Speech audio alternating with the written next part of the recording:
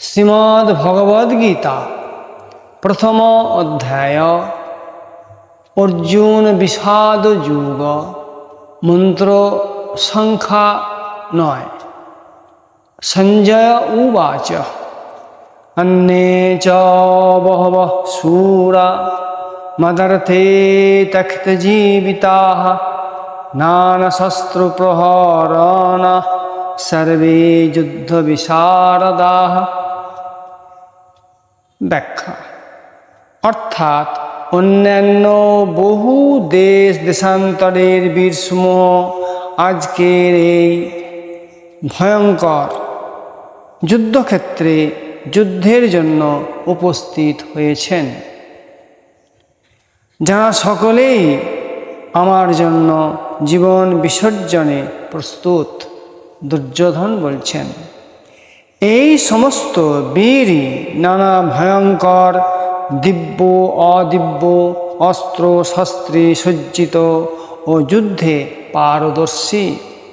দুর্যোধনের এই বর্ণনায় স্পষ্ট হল, যুদ্ধটি নিতান্তই কুরুপাণ্ডবের ঘরোয়া বিবাদের ব্যাপার ছিল না।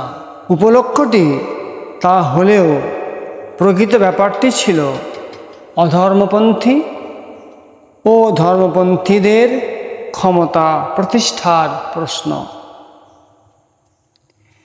কারা পৃথিবীর অধিকারকে করায়ত্ত করবে বা রাখবে? যুধিষ্ঠির কৃষ্ণের দল না জরাসন্ধ দুর্যোধনের দল?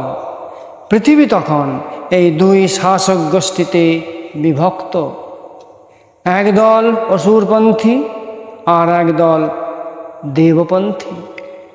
এই দুই পক্ষই আজ প্রাণের দায়ে কুরুক্ষেত্রের এ বিশ্বযুদ্ধের সমরাঙ্গনে মিলিত হয়েছেন।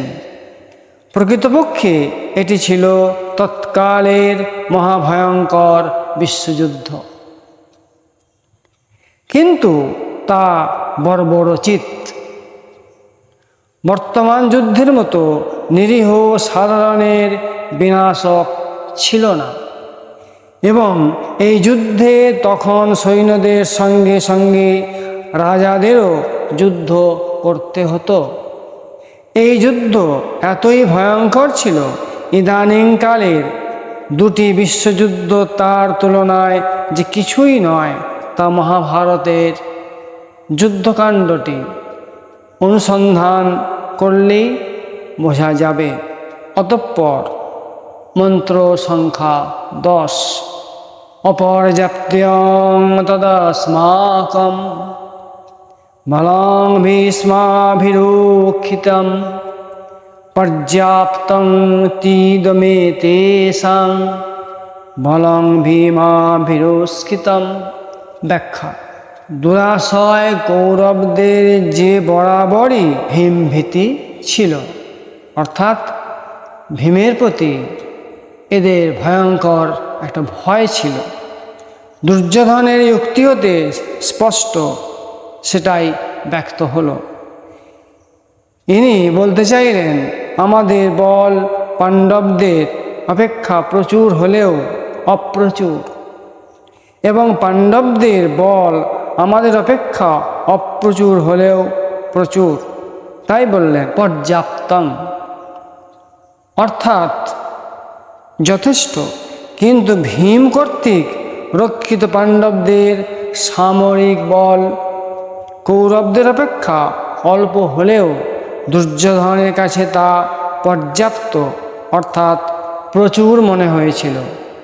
দুর্যোধন ভালোভাবেই বুঝেছিলেন পাণ্ডবদের পশ্চাতে আছে ধর্মবল, যা আমাদের পশ্চাতে নেই। যারা অপরাধী তারা সকল সময়েই যে দুর্বল তা অবিসাংবাদিক। দুর্যোধন ভালো করে বুঝেছিলেন আমরা ওদের উপর যে ছল চাতুরীপূর্ণ জঘন্য দুর্ব্যবহার করেছি, আজ তারই প্রতিশোধ নেওয়ার সুযোগ ওদের করায়ত্ত, অর্থাৎ পাণ্ডব পক্ষের করায়ত্ত। বিশেষ করে মহাবলশালী ও ভয়ঙ্কর ক্রোধী ভীম যে যুদ্ধে কিরূপ ভয়ঙ্কর হয়ে উঠতে পারেন তা দুষ্ট দুর্যোধন ভালো করে জানতেন। পাণ্ডবদের সকলেই আজ অত্যাচারের প্রতিশোধ নেওয়ার জন্য প্রস্তুত। এরা ন্যায় ও ধর্মের বলে বলীয়ান, তাই অত্যন্ত তেজোদ্দীপ্ত। তাদের সেই তেজের তুলনায় নিজেদের পক্ষীয়দের যেন ম্রিয়মাণ মনে হচ্ছিল। তাছাড়া যারা যথার্থ রাজনীতিজ্ঞ যোদ্ধা তারা কখনোই শত্রুকে দুর্বল ভাববেন না। ইহাই রাজনীতি।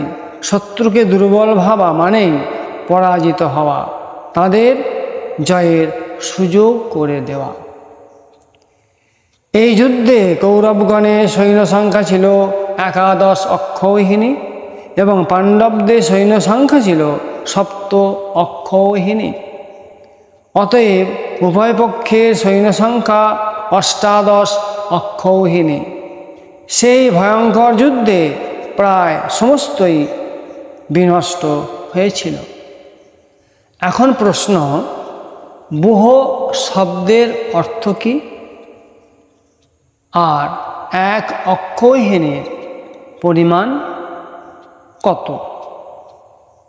বুহ শব্দের অর্থ বিভিন্ন আকারে ও প্রকারে সৈন্যের বিন্যাসকেই বুহ বলে। অর্থাৎ এই বুহচক্র, অর্ধচক্র, মকর, গোমুখ প্রভৃতি অসংখ্য প্রকারে ছিল।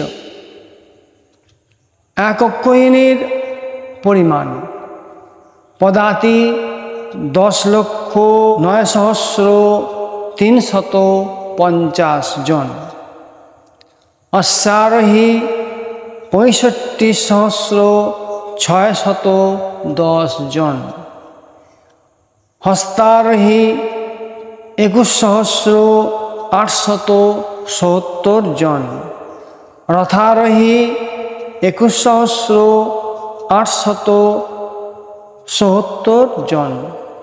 মোট সৈন্য সংখ্যা 11,18,700 জন। এটা 1 অক্ষৌহিনীর হিসাব। জয় শ্রীকৃষ্ণ।